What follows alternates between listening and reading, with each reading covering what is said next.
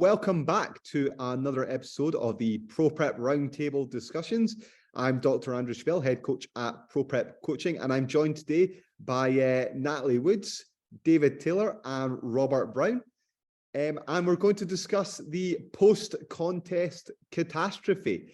And what I mean by that is, of course, what happens after you finish your contest prep or your mini cut or your diet for your photo shoot, and the things that can potentially go wrong and how we can potentially manage that post-contest period so that there isn't a catastrophe. Guys, if you like this episode, be sure to check out the rest of our episodes, which are available on YouTube at the moment. Also, if you like this content and you think that we can help you, then please don't hesitate to get in touch. You can contact us at www.ProPrepCoaching.com. You can also get us on the Instagram at ProPrepCoaching. Our email is info@ProPrepCoaching.com as well. Okay, guys, so post-contest catastrophe. And I'm just going to throw it out there. Put up your hand for me. Who wants to talk about their own experience post-contest first? Who wants to do that first? Yes, I will do it. Okay, Dave, you've nominated yourself. So Coach Dave is going to come in here. How did you find it, Dave? What happened? What went well? What didn't go well? What was your first experience of the post-contest period? Well, catastrophe is a good word. Got to be honest, boss, because the first time round, it caused me some significant issues, actually. Because as you know, most of these prep diets tend to be quite strict, and you're on a significant period of time where you have a much lower fat intake. You maybe have a much lower gluten intake as well, with less bread, things like that. So by the time post-contest came around, because I think I lost something like 13 kilos during the prep, was on stage. This was the very first time I'd been on stage. And then afterwards, because I had no coach, I was just coaching myself. I just literally went straight back to normal. There was no easing back in of foods. There was no reverse diet. I just went back to eating normally, probably with more treats because I'd been missing out. And I ended up in a situation where I was having such bad problems with my stomach, I ended up having to go on omeprazole, which is basically a medication that's like fat binding. So it stops your body from absorbing all the fats from the food you're eating. Because I got to a point where my body wasn't able to metabolize fat properly, because I basically had so little fat for like 5 months that when I added it back in, my body just wasn't up for it at all. So had some major stomach issues, and I ended up not being able to train for several months. Geez, so Dave, genuine catastrophe. there's real warning message there for a lot of people on that post the contest. Okay, well, we'll take what you said there. We'll put it over here for the time being, because we're going to come back to that, because there's so many good things on there. Okay, Rob, Natalie, which one of you want to go next to talk about your post-contest period? Yeah, I'll go. And then Rob, tell us about the first time. So first time competed, didn't really know what to expect post-show. I was really stuck into a routine, and it was more of I didn't know what to do when I wasn't in prep. I'd almost forgotten what normal life was, what normal eating was. And it was a bit stressful, actually, the transition from prep to, it wasn't even into an off season. It was just not being in prep for a show.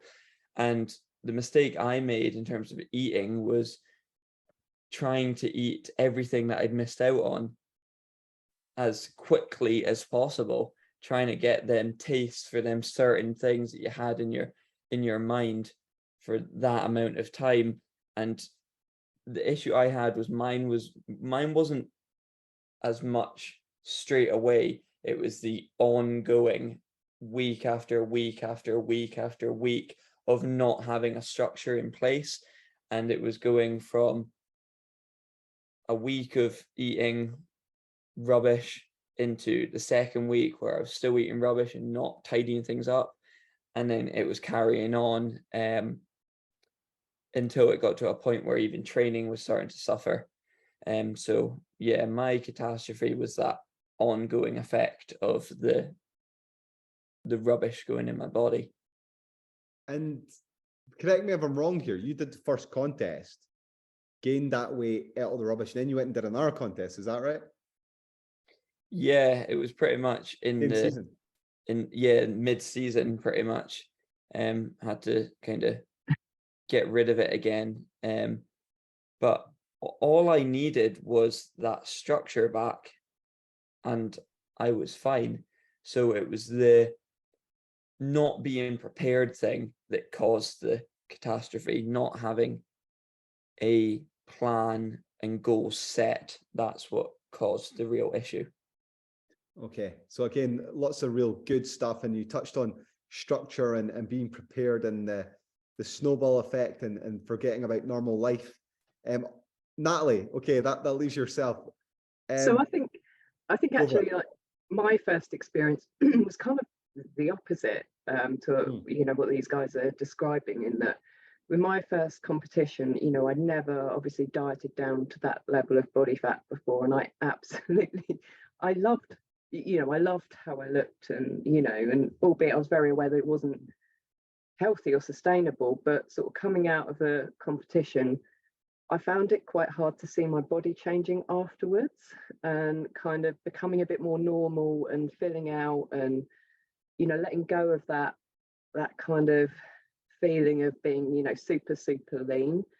And it took me a while to get my head around that. And I think once you've done the competition and that massive goal has gone, same as these guys probably, like I felt a little bit lost, and I found it hard to rein it in terms of my output as well. So like the cardio I was doing, because without realizing it, although at the time you think, oh, I can't wait till I don't have to do this every day, I actually realized that I missed it in a funny kind of way. And I don't know whether that was, I missed the discipline and as sort of Rob was saying, like the structure and the discipline, and albeit it's hard, but it kind of marks your days. And to all of a sudden not have that, and to step back and to go, do you know what, I need to give my body time to rest and recover, I found that mentally really tough. And so as a result, I think my mood the big thing for me was my mood kind of dipped for a little while, because I didn't really know, it sounds funny and it sounds like an over exaggeration, but I didn't know what my purpose was. I don't think I'd kind of got my head around, okay, well, where am I going next after this? And I just felt like I've been gearing myself up for this competition for so long, and then I just felt I don't have a purpose. What am I doing? So yeah, it was a tricky time the first time around, for sure. Yeah. I get the impression though that you managed it slightly better than Dave and Rob. Certainly probably in the impact on your physique. And the difference was, I think you had a coach. Yeah. Because I was working with you. I was like, okay. Yeah, exactly. And I probably set a lot of the expectations about this was going to happen and that was going to happen. Yeah. But even though we set those expectations, you still have to go through it all. Exactly. Yeah. And it is still those irrational feelings that, although you know damn well that you have to gain weight, and you know that actually physically, after competing, your body needs to reset and rebalance, there is still that factor that you look in the mirror and you're like, oh, where's everything going? But yeah, certainly I didn't gain a significant amount of weight, and that wasn't an issue, but it was, because I was well prepared that I need to eat this to be healthy. But at the back of your mind, there is that little trick going, oh, like what's happening? Yeah, of course. No, I think this is all great stuff, guys. All great stuff. I think, Dave, your experience sort of reflects how badly it can go wrong. The fact that you had to take medication, you couldn't really train, massive amount probably of food intolerances. I mean, I know that when I did my first I couldn't eat bread for like 7-8 months after the first time. And my experience is probably more similar to Rob's, in that I rebounded and then had to get ready for a next contest after that. But I guess I was under this illusion, and I think this is a myth that a lot of guys sort of subscribe to, that you're going to get a post-contest rebound and you're somehow going to add more muscle mass in that very short period of time. So I gained the weight very quickly thinking, right, I'm going to try and add as much muscle mass as I can in this very short window between that first contest and then the second contest that takes place from there. And it's nonsense. Like you're just not going to add the muscle mass because your hormones are so suppressed in the first instance. Yeah, I think the reason why that is because there were these studies that showed that you had slightly elevated levels of HGH, human growth hormone, when you're in that super lean state. But as you say, your other levels are so low that you're not making any big progress at all. No, not at all. Not at all. I mean, thought your biggest catastrophe, Andy, would be not having enough shelf space for all the trophies you won in your first season. You're too kind, Dave. You're too kind. Oh gosh, you caught me. I'm stuck for words there. If I just sort of go on though and talk briefly about my own. I mean, for me, first contest, got really lean. Basically binged on a whole load of food, everything that I didn't have during that period. Whole load of stomach issues, digestive issues. But then I was back in the gym the next 2-3 days on the structure again, and the goal was then to try and win the British Championships after that, after allowing my weight to regain, and then crash diet again for the next particular contest. And then when I came off the back of that contest, it was regain as much weight as I possibly could in the period as well. But again, I had lots of food intolerances, probably verging on refeeding syndrome, so blood pressure all over the place, terrible heartburn. The first contest, it wasn't so much of an issue because I had a purpose. Second contest, I came second. So I knew my purpose was to try and win the championships the next year. So I was gunning for something from there. But I've been in that position as well of feeling lost and that unable to adapt to more normality. And it was probably 3 years after I've been for a cycle of just competing consecutively, where I really probably allow myself to recover properly and be in that position whereby you're thinking, right, what comes next? And it can take a period of time.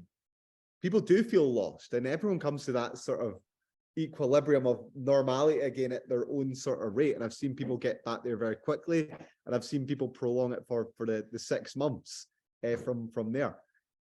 Does that make sense? Does that kind of square with your experiences of other clients and working with people? Yeah, absolutely. Okay, so best case scenario. Who wants to come in on this one? What is the best case scenario with that post-contest period? What do we say? Yeah, go for it. Reversing out of it really structurally and only having planned cheat meals and reversing food and focusing on recovery. That is like a dream world post-show. And I use the word dream world because I'm sure we're going to come on to this.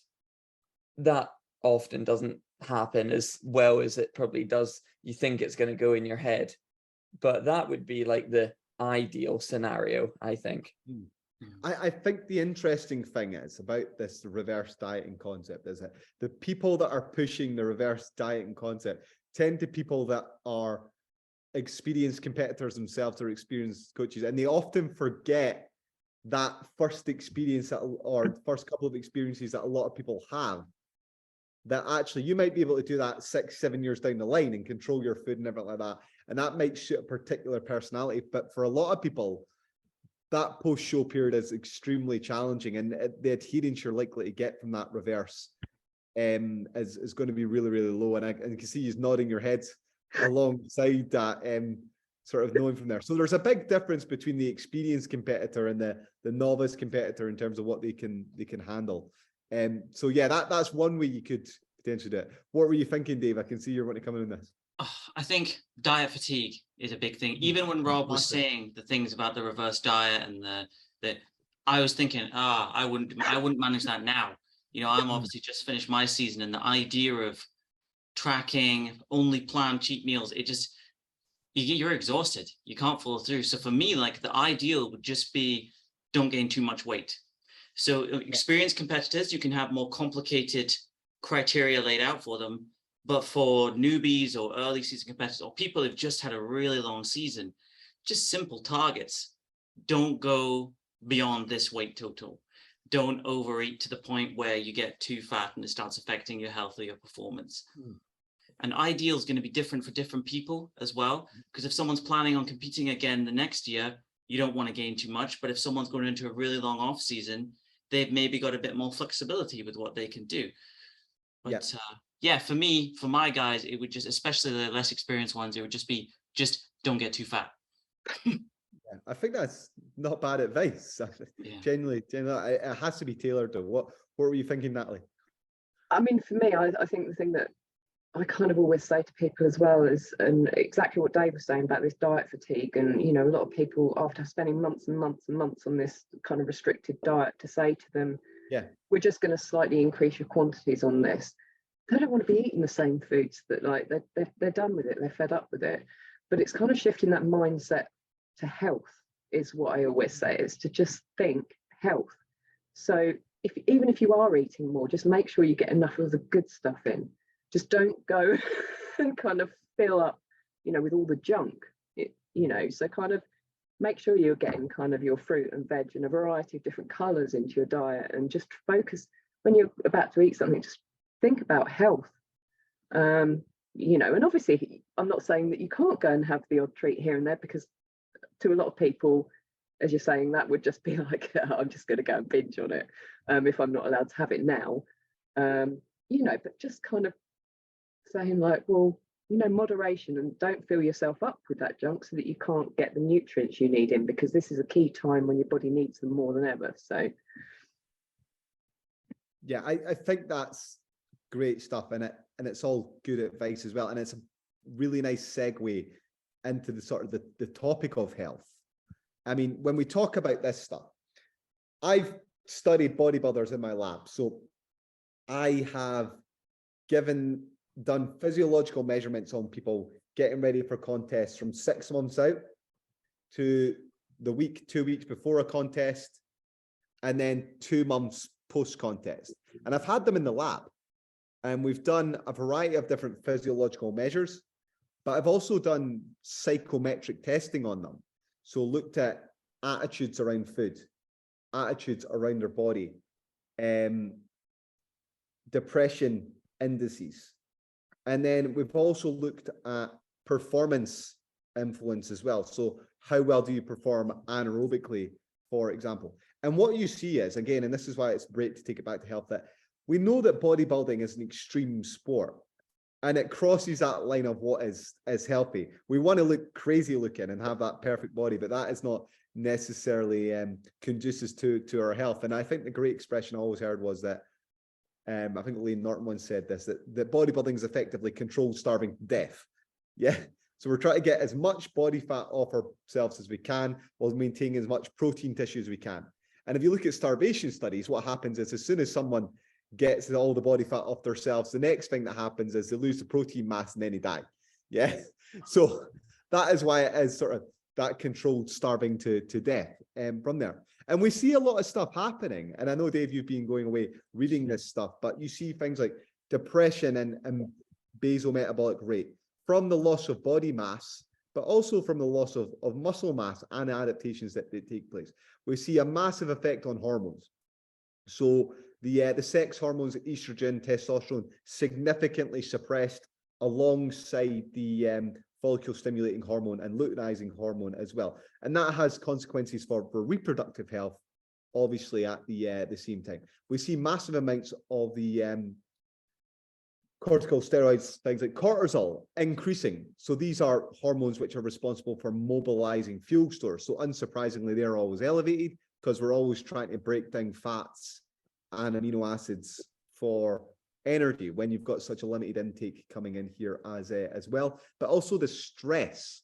People get stressed at the same time. So these are the hormonal changes that come along, and some of the physiological changes that come along as well. It's not all bad news. People's cholesterol tends to be really well. So that's good. People's resting blood glucose levels tend to go down as well. People get a little bit more insulin sensitive. Does it contribute towards them having more ability to build muscle mass? Well, there's probably a threshold whereby 3.5 millimolar per liter blood glucose levels doesn't really matter that much more compared to 4. Yeah. So we have to factor these things in. So hormonally, we end up all over the place. And then our satiating hormones, again, because things like leptin are controlled by the stores of fatty acids within our adipocytes, that tends to be really signaling at a high threshold, telling our bodies that you need to go and eat, you need to go and eat, you need to go and eat. And the thing that holds us back the whole time is that dopamine, serotonin response of pursuing the goal. And that outweighs that hunger signal in the brain that tells you to go and eat. And as soon as that goal is reached, that's when we get the catastrophe, because we can no longer hold back the dam. So that the health is very important. We have to often restore the health of the individual first so that they can perform at the optimal setting. Now, I've said a lot of stuff there, guys. Hopefully that all makes sense. No, absolutely. And if you just want to come in and discuss some of these things now, I'm happy to go on, but we can go read these things as well. So any comment on any of that?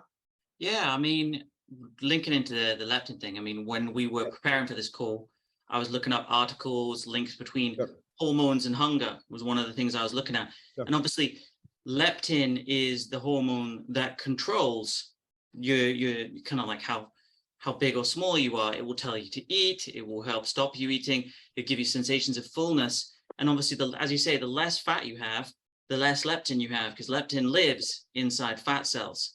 And so if you've got less leptin, you then have less control over telling your body when it's full. And one of these studies I looked at, they just had like a 1 to 10 number, and people had to mark on it how full they felt or how hungry they were. And even when they'd had exactly the same quantities of food as people who had higher leptin levels, they were consistently saying they weren't as full and they were more hungry, because their body just didn't have that control mechanism, even though they were eating the same quantities, the same nutritional value. So it's not just people looking forward to these foods and then not being able to control themselves because of a lack of mental strength. It is literally a chemical demand from inside your body to get more food in right now. So it's not always as easy as people think. I think that's one thing that causes people a lot of emotional distress when they don't know this, because they think it is the fact that they just have no control. So they start beating themselves up and thinking it's just them and everyone else is doing it. But for some reason, they're just this greedy person who has no control. So it's all about kind of, when people understand that, they can rationalize it. But I think, I've seen it cause a lot of distress in people before. Yeah, I mean, hey, show of hands, who's binged a little bit and not been able to stop themselves after finishing a comp prep? Oh yeah, hands up. And Natalie, and I know that it's physiological, that my body is literally demanding the calories. Like it's literally like you need to reset, readjust things, because I mean, for a guy, essential fat is 2.5%, right? That's not healthy. In fact, the health threshold is probably slightly different in different people, but my body will start to function much, much better once I get to 7 to 8% to 9%. Yeah. So I need that weight gain, and the body's not going to be able to regulate itself effectively until you get there. So high demand for calories. And then you're pairing that against what you were saying earlier on, Natalie, which is saying goodbye to the shreds. Yeah, exactly. Yeah, that little just flipping that mindset. And I think I mean, obviously, you kind of, that's your first time. When it's the first time you've done something like that and you've never seen yourself like that before, I think it's a lot harder than, kind of the second time you come back to it and actually you're much more focused on, hey, actually, I'm coming into the fun bit now. Yeah. They say bodybuilding is a sport of delayed gratification, but actually you really only get a very short period. It's a huge amount of preparation for a very, very short period of being shredded. And if you're actually going to progress and use an off season to gain muscle and to get better, you have to, as you say, like, just accept that. You say it to me every time, Andy, just got to accept the shreds are going to go. Yeah. Because if you want to be a better athlete, they've got to go. But if you want to look good on the beach 6 months of the year, fair enough. But you're going to get smaller and smaller as you do so. See, that's why the difference with my kind of off season, and as soon as I finish a show, like I'm doing this for bodybuilding. I'm not doing it to look good on the gym floor in a vest top on the beach in Scotland. You don't really need to take your top off in Scotland. So I'm very committed to the competition aspect of it. So that's why people ask me all the time, oh, do you not miss being that lean? Because they see you on stage and they think that that's what you look like all the time. And I'm like, no, because I do it for the competition, and I understand why I need to let the shreds go after a competition season. And like, I'm not afraid to admit that I do, as soon as a competition season's over, I do concentrate on getting a decent amount, not an excessive amount, but a good amount of body fat and weight on me, really kind of quite urgently, to get me feeling normal again. And then I'll try and slow it down. I'm not talking 10 kilos. I'm talking like an immediate 3 or something like that. And for me, I just feel like once I've got that on, I start feeling normal again, and then I can concentrate on the slow effect. But for me, I don't find an issue with letting go of the shreds and focusing on to, right, we're doing this to get ready for the next time I step on stage immediately. I'm quite good at that, but I get some people struggle with it. I think what you said there, Rob, is brilliant. I think that's really, really important. And it takes some people a long time to adjust to that sort of framing themselves as an athlete and realizing that what you do in the off season, that post-contest period, really contributes to that next time you're going to be on stage. So that's why you have to get used to not having the shreds all year round, because if you want that, you don't progress, as Dave's pointed out as well. And I think that getting a little bit of weight gain on immediately is a good thing, because people just feel so much better once they've just gained a little bit initially. I don't know what that number is, if it's a 2.5% or a 5% weight gain initially is what you should be focusing on. But I mean, to give you an example of one of my clients, Stuart, compete this year, you've both seen him. He, I mean, his hormones were in the gutter. The last contest that he did, he wasn't sleeping at all. It was very, very broken. His libido was completely gone, and he competed about 66 kilos. And as soon as he got up to 70 kilos, he told me, sleeping like a baby, 8 hours of sleep, joints and everything like that feel much better. Hormonally, mood swings much reduced, much better control and regulation over his temper, because he was getting short with people, less emotional because he was crying a lot, and everything like that, just from that little bit of immediate weight gain from there. And that'd be about 5% that he's put on from there. And I just did with him what I suggested that you were saying, Dave, which is, look, in 2 months down the line, we want to be this weight. Let's try and make sure that we're there. And like, look, if we gain a little bit immediately, then that's okay, and then we'll slowly progress up at that point from there. So I think that's all good stuff on there. The only caveat I would have is, and Rob, you'll find this out when you get older. Now, when I put weight back on, it all goes on one place. It all goes on my stomach. Whereas when you're younger, it goes onto your bum, your legs, your back, and you kind of gain weight and you still look like you lift weights. If I gained like 5 kilos urgently post show, I'd have a dad bod straight away, even though I was only like a month away from show. I kid you not. That's interesting about body fat redistribution. If I'm honest, I wouldn't know why that is. I've noticed, I've done 3 competition seasons now, and every single one, the body fat's gone immediately on a different part. And Dave, you're breaking my heart, because it did go onto my stomach this time. So I guess I'm getting old. Yeah. For a female competitor, in terms of recover around this, now I touched on a lot of the stuff early on, but restoration of the reproductive cycle is probably your number one priority. And again, I've worked with lots of female clients in the past. I know, Natalie, you work with a lot of female clients. Let's talk a little bit about that on there, and then we can get back to talking about the guys as well, because this is a thing that guys don't even speak about. But what's your experience with that then, Natalie, working with the female clients? Well, I think it just varies like from female to female, because as you're saying, you know, there are some females that will lose their cycles fairly early on in their prep, and there are others who will stay as regular as clockwork, you know, throughout the entirety of their prep.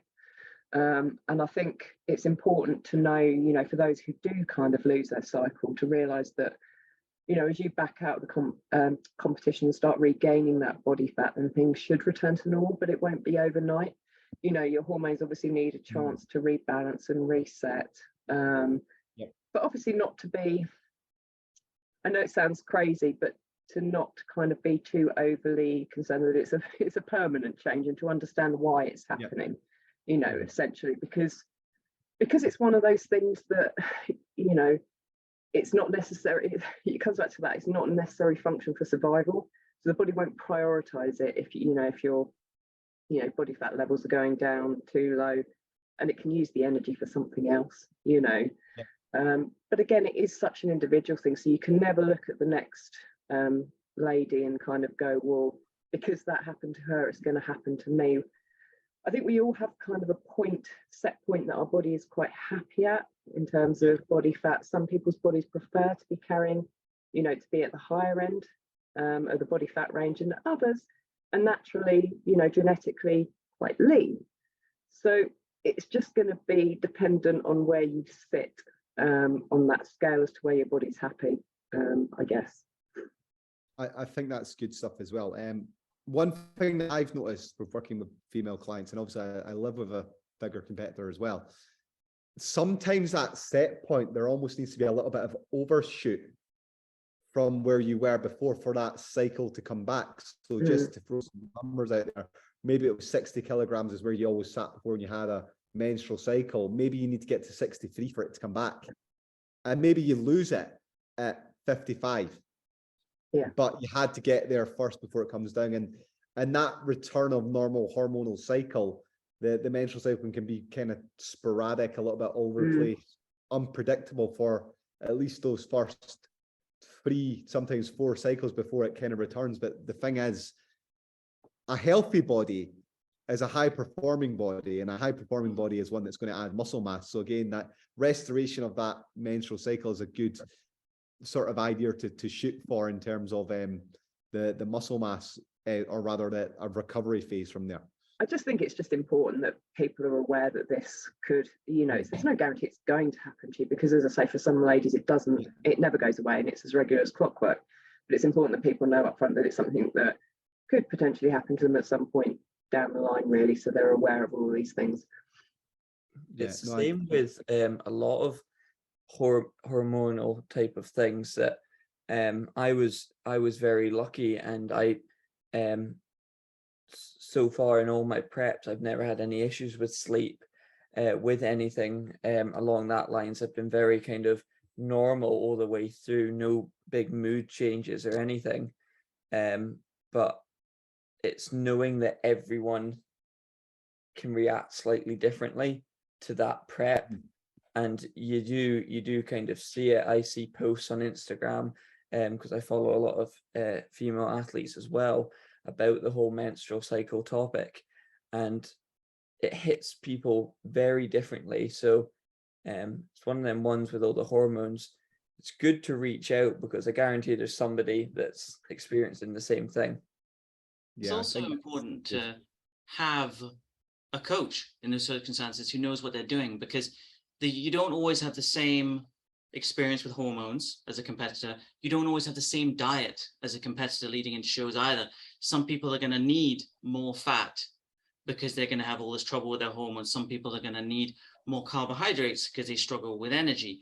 So, I mean, it's about, as you say, Rob, it's about just learning as we progress as coaches and spotting the early signs in people who are going to potentially have issues with these things and making the amendments so that they have the smoothest transition possible. But it's not easy. It's not easy. And the body digs its heels in when you get to a certain point and doesn't want you to get that lean, because it doesn't want to control, starve to death, as Mr. Norton puts it. Yeah. So it's going to fight you every step of the way. So it's about us finding those little shortcuts and workarounds to help people tread that road a bit more easily. Yeah, you need to keep into account stress as well. You can almost relate it to peaking a body perfectly. Someone's really stressed. Like we say, a happy body is usually a body that's going to work with you. So even post-show, trying to keep your stress levels down. And if you're stressing about all this weight that you're putting on and not facing the facts that it's normal, again, that could affect a lot of things in terms of not getting back to normal because your body's not happy. Yeah, it's almost like a self-fulfilling prophecy, isn't it? It's with that negative feedback loop. And the final thing I just wanted to talk about here was really the thing that you see in guys. And I'll give you another anecdote here. I was speaking to earlier on this year a world champion bodybuilder who told me that he'd had his bloods done and that 4 months post-contest, he was still suffering with low libido. His testosterone was basically in the toilet from here, and he was having mood swings and issues. And upon further investigation and speaking to him, he was just getting poor coaching. He felt like post-contest, he had to keep himself in that tip-top shape. He gained 2 kilograms and his hormones were suffering as a consequence, and he was having to go and see the doctor. And my advice to him was simply like, look, you're going to have to regain some weight. You need to let go of the shreds. And he did that, got reassessed with the hormones in the bloods done, and lo and behold, they came back. But it's just a cautionary tale around this, that guys, and unless you regain the weight as well, you're not going to be in a healthy state. You're going to struggle in that respect. One thing I have recommended in the past is what's it called again? Which is a estrogen suppressor, a natural supplement that they tested in rodents that were castrated, and it seems like it suppresses a little bit of estrogen. So in a post-contest, you might want to say that again, because it broke up just a little bit. Just as oh, right, okay, sorry. I was just saying there that they've tested bulbine in rodents, and they found that in castrated rodents it suppresses some estrogen production, so it might be quite good for that post-contest period. It's very specific usage from there. Certainly this individual, I recommended it to them, and it might have contributed towards their regaining of normal function for testosterone from there. But I think that the weight regain was the major thing that made the biggest difference. Just on testing, guys, some people go and they get their hormones tested. It's very important that you've got a good baseline, so that you know that, okay, off season, this is when you're in the healthy body. If you're going to then get tested, you probably want to get tested in that post-contest period, or as close to the contest as you possibly can, so you can see where your hormones are at. And then you want to get tested a few months down the line to see if you return to it. Because if you just get tested after the contest, you've got no reference points, so you don't know what healthy looks like. So that's the cheapest way to do it, is to do those free tests. From there, if you can afford it, get more tests done. But those are the ones you want to look at. And I would get tested for more than just testosterone and cortisol. Get follicle stimulating hormone, get luteinizing hormone, get estrogen as well. Guys, I think we'll wrap it up at this. We're going to do another episode on this one. Who wants to have the final say on this? Don't get too fat. Yeah, that's good advice, and that'll lead on to our next episode, because there's so many more things that we can talk about around this from here. So let's wrap this up, guys. Where can they find you all on Instagram? So Rob, you go first. At Rob Does Bodybuilding.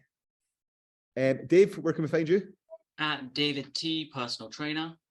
Natalie, yourself? At Natalie Woods 1804.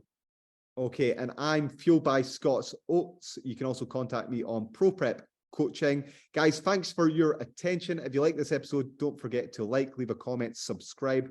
Check out the rest of our episodes as well. And once again, if you think that we can help you, then visit us at www.ProPrepCoaching.com. We'd love to hear from you, and we'd love to stop you avoiding your own post-contest catastrophe. Thanks for your attention. Goodbye. Thanks.